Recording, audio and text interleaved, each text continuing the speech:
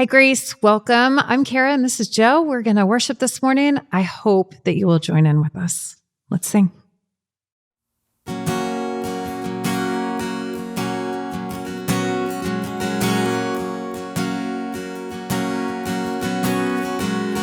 Who am I that the highest King would welcome me? I was lost, but he brought me in. Oh, his love for me. Oh, his love for me. Who the sun sets free, oh, is free indeed. I'm a child of God. Yes, I am.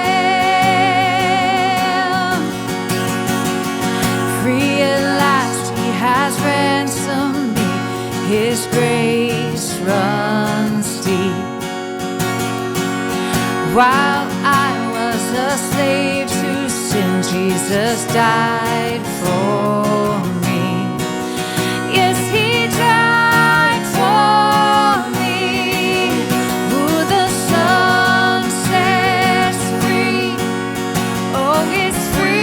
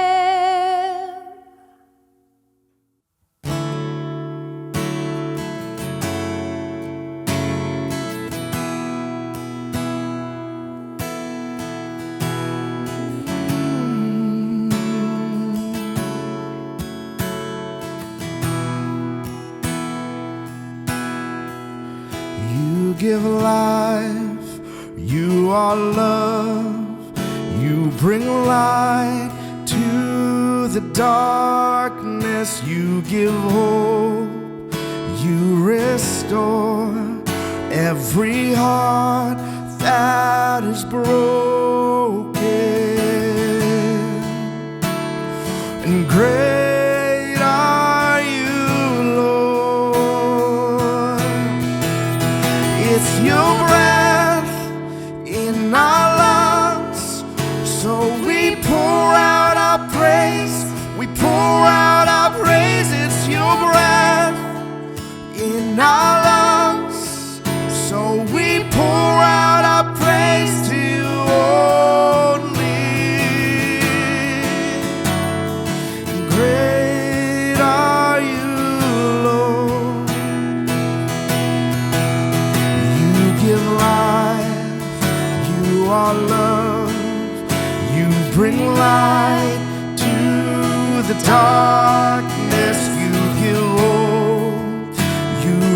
restore every heart that is broken. Great are you, Lord. It's your breath in our lungs, so we pour out our praise. We pour out our praise. It's your breath in our lungs, so we pour out our praise to you only. It's your breath in our lungs, so we pour out our praise. We pour out our praise. It's your breath in our lungs, so we pour out our praise to you only. It's all for you. You deserve it all. You deserve it all. All the earth will shout your praise. Our hearts will cry. These bones will sing. Great are you, Lord. All the earth will shout your praise.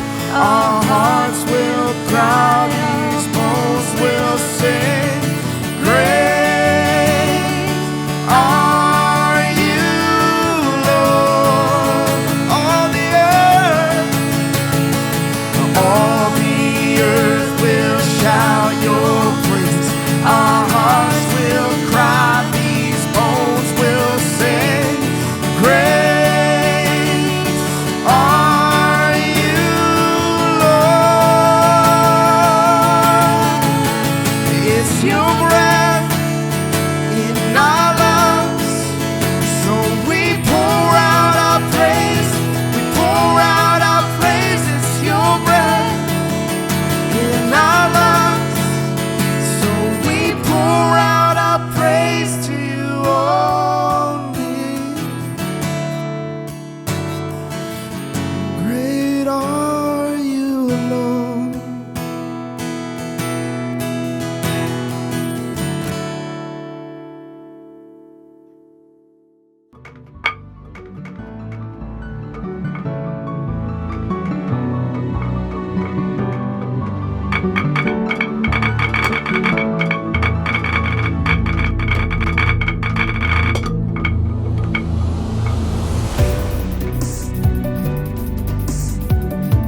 Are you tired of not having control of your money? Like, instead of feeling like you tell your money what to do, you feel like your money is telling you what to do? Maybe you're in a relationship and you're just tired of fighting about money. Or maybe you're just sick and tired of living paycheck to paycheck. Well, today we're gonna talk about how to take control of your money. And don't worry, we're not gonna be going into budgets or spreadsheets or anything like that. We're just gonna talk about one simple principle that we find in a parable from Jesus. We find this parable in the Gospel of Luke, chapter 16, starting in verse 1. Here's how it goes. It says, Jesus told his disciples, there was a rich man whose manager was accused of wasting his possessions. So he called him in and asked him, what's this I hear about you? Give an account of your management, because you cannot be manager any longer. So basically, the rich man is saying, look, you're going to waste my possessions. You're not going to be my manager anymore. So, Jesus continues, the manager said to himself, what shall I do now? My master is taking away my job. I'm not strong enough to dig, and I'm ashamed to beg. I know what I'll do, so that when I lose my job here, people will welcome me into their houses. So he comes up with a plan. And Jesus continues in verse 5. So he called in each one of his master's debtors. He asked the first, how much do you owe my master? 900 gallons of olive oil, he replied. The manager told him, take your bill, sit down quickly, and make it 450. So he literally slashes his bill in half. Then he asked the second, and how much do you owe? 1,000 bushels of wheat, he replied. So he told him, take your bill and make it 800.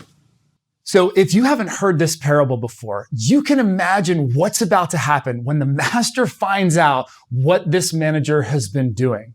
But this shows the brilliance of Jesus as he tells parables, because check out how Jesus finishes this parable in verse 8. Jesus says, the master commended the dishonest manager because he had acted shrewdly. Man, wait, what? Jesus, what did you say? The master commended the dishonest manager? I mean, did he just make the hero of the story the dishonest manager? Is he commending dishonesty? Well, this is what made Jesus a master storyteller. Because in so many of his stories, there's a plot twist. There's an element of surprise. There's something that makes his stories sticky. And so his parables were unforgettable. But what's important to note here is that the master did not commend the dishonest manager because he was dishonest. He commended him. Why? Because he had acted shrewdly. Now, this is actually the key to taking control of our money. It's acting shrewdly. Now, what does it mean to act shrewdly? Well, let's look back at verses 3 and 4, because that's really where we see the answer, and that's where we get the key to taking control of our money. So back in verse 3 in the parable, the manager says, about to lose his job, he says, what shall I do now? That is a great question. With those 5 words, this is the beginning of shrewdness. This is actually the question to help you take control of your money. What shall I do now? And the key word there is the word now. What shall I do right now?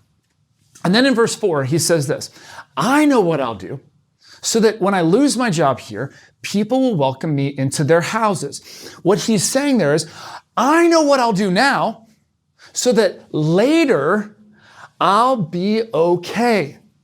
So this is shrewdness. This is what it looks like to take control of your money. Shrewdness is about making a plan. It's about thinking ahead. And this really, if you want to take control of your money, here's the key question from this parable.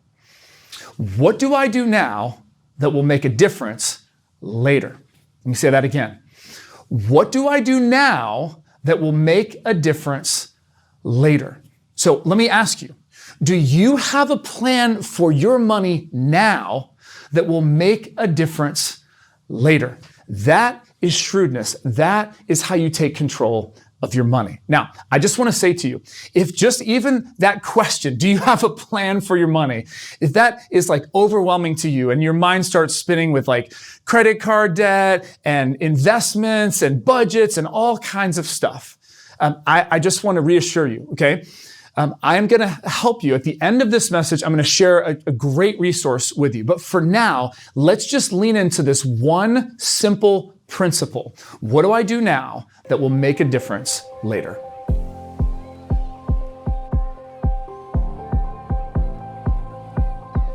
So in part 1 of our series, Finding Balance, we talked about how do you take back your time? And the key principle there was we said, you've got to ask the question, what's most important? And we saw Jesus basically saying no to a good thing to say yes to a God thing. And so we talked about if this jar represents a day in your life, these big rocks represent the most important things that you need to do in your day. You've got to ask, what are those things, and make sure you prioritize them. Or else, these little pebbles that represent all the lesser important things in your day, what's going to happen is that they're just going to happen. Without you being intentional, all these things are just going to start to come at you. Well, the same principle that applies with our time applies with our finances as well. You see, if we're not really intentional about what are the big rocks, what are the things that we need to do with our money now that's going to make a difference later, then what ends up happening is just all the other stuff with our money, it just happens. And before you know it, the big things haven't happened. We're out of balance. And we find that we're not in control of our money. So what we have to do is we have to decide what's the most important thing that we need to do with our money. What do we need to do now that's going to make a difference later? And I want to tell you that when it comes to the Christian life, okay, when we look at it biblically, I'm going to give you 3 priorities, and here they are. Give, save, live. Let me say that again. Give, save, and then finally, it's live off the rest. All of these little pebbles, they'll just happen after we've done the giving and the saving. So I was reading a book not too long ago called The Creative Habit by Twyla Tharp. And the biggest takeaway for me in the book was Twyla explaining why habits are habits. And she said that the reason something is a habit for you is because it's no longer a decision. She said, for example, when you wake up in the morning, you don't actually have to decide whether or not you're going to the bathroom. You just go to the bathroom.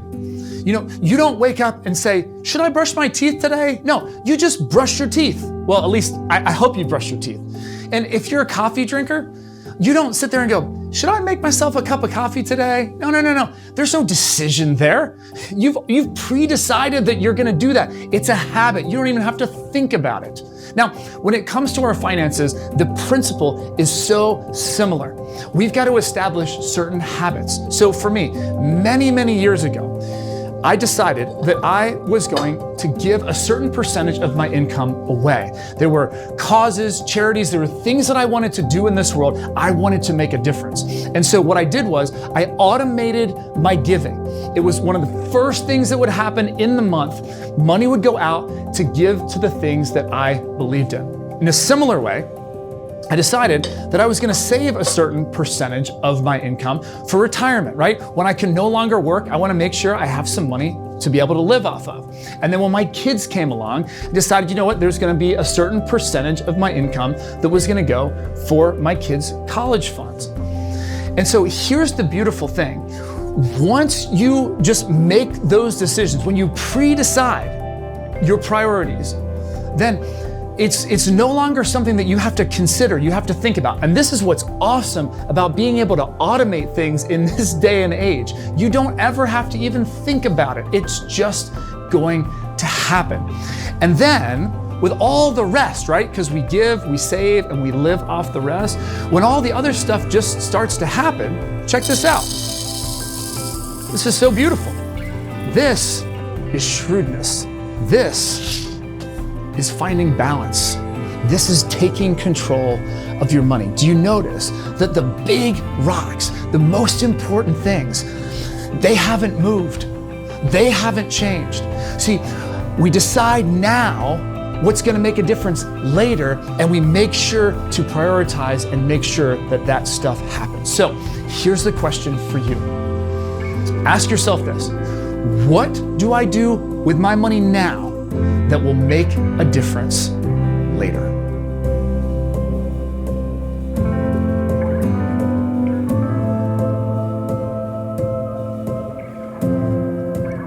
So let me tell you why this is so important. So Jesus continues and he explains this parable. He talks about why it's so important to be shrewd when it comes to our money. He says, continuing in verse 8, "For the people of this world are more shrewd in dealing with their own kind than are the people of the light." Now, what is Jesus saying here?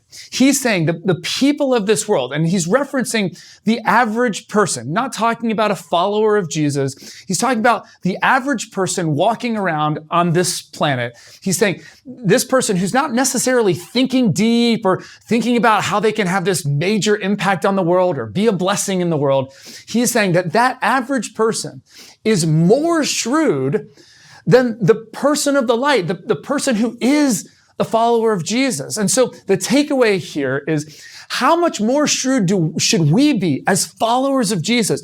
We are trying to impact this world. We are trying to be a blessing. How much more strategic should we be when it comes to our finances to impact this world and to make a difference? He continues. He says, "I tell you, use worldly wealth to gain friends for yourselves, so that when it's gone, you'll be welcomed into eternal dwellings. So Jesus is saying, okay, so this worldly wealth, right? Finite, limited, temporary resources, you're to use them to make an eternal impact. Now, I got to be honest with you. I don't fully understand what Jesus is saying here. I mean, how can you take something that is temporary and limited, as Jesus has just said in this verse, when it's gone, right? You can't take it with you. It's going to be gone. How can you take something that's temporary and use it to have an eternal impact? It's going to impact all eternity. Like, I don't think any of us this side of heaven can possibly understand exactly what Jesus is getting at there. But here's what I do know. Anybody who can successfully predict and pull off their own death and resurrection, they deserve to be heard. Okay? I mean, if someone you know has risen from the dead, that is good reason to trust what they're saying. So Jesus here says, look, you can use your temporary resources for eternal impact. It's all just about trusting what Jesus says, because he's proven himself trustworthy through his resurrection, that he can be trusted with what he says. So if he says that what I do with my temporary resources can have an eternal impact, I'm just going to trust what he says, because he proved that to me through his resurrection from the cross. Now, the way that we do this is by asking this question: what can I do now to make a difference later? That's how we're shrewd. That's how we take control of our money. What can I do now to make a difference later? Now, if you're saying, hey, Derek, that's really great. I love this principle. I'm actually excited. I'm ready to do something today to make a difference tomorrow. But the problem maybe that you're facing right now or you're struggling with is that you're like, yeah, I want to do this. I want to do something today. But if I'm going to be honest with myself, Derek, I know that I need some help with this. I need some structure. I need some accountability. I don't want to do this alone. And if that's you, if you're ready to do something now that will make a difference later when it comes to your finances, I want to share a resource with you. Check this out.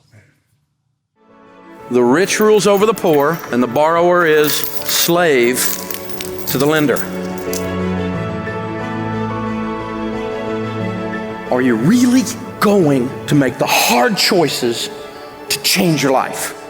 We had $40,000 in student loans, $17,000 in cars. I owned a rental property. We had a line of credit, just stuff. We had 16 credit cards. The proverb says, hope deferred makes the heart sick, but when desire comes. We paid off $83,000. Wow! When desire comes. $144,000. When desire comes. $450,000 in the last 7 years. Wow! It is the tree of life. God says this is how you get out of debt. You gotta run! There is no doubt that this process called Financial Peace University works. The only question is whether you're going to be involved. And so if you haven't signed up yet, now is the time.